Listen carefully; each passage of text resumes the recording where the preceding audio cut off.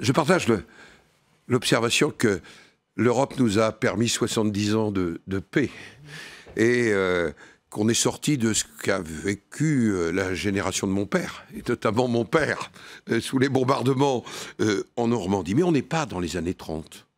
Les institutions européennes existent. Et je le dis d'autant plus clairement que moi, j'aurais voté l'article 7 si j'avais été. L'article 7, c'est quoi? C'est qu'il y a des pays, quand ils ne respectent pas les valeurs, il faut leur envoyer les semonces. Les valeurs issues de la démocratie chrétienne, issues du libéralisme, des valeurs de liberté. Et pour moi, c'est essentiel. Mais je vais vous renvoyer un clip qui est le clip du gouvernement pour appeler à voter pour les élections européennes. Ça vous a choqué? Et il m'a surtout suscité, elle va susciter des angoisses.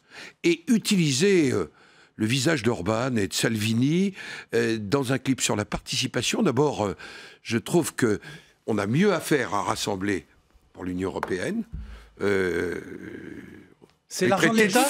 Les traités de fous ne m'apparaît pas la meilleure manière. Et en plus, je trouve que c'est inutilement anxiogène.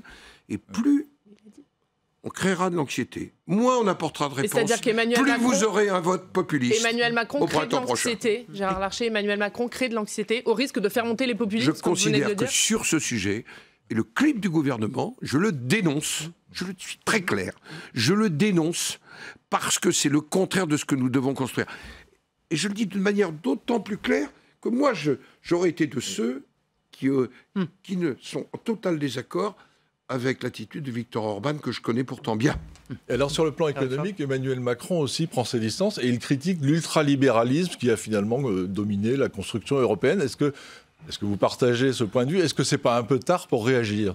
Il n'est jamais tard pour réagir. Et le gaulliste que je suis, l'ancien ministre du Travail, qui s'est battu sur le temps de travail en Conseil des ministres européens, pense qu'à la fois le libéralisme est le seul système économique qui fonctionne, mais que le rôle de l'Union européenne comme des pays, c'est de tempérer ce libéralisme, de lui donner des perspectives collectives, qu'elles soient sociales, qu'elles soient des perspectives d'avenir. L'Europe doit protéger. Elle doit protéger et répondre à la question migratoire, proposer la défense, on vient de l'évoquer, protéger son marché intérieur face à la fin du multilatéralisme et de cette America Alone dont on parlait il y a un instant. Mais aussi, il faut qu'elle fasse un peu rêver les jeunes.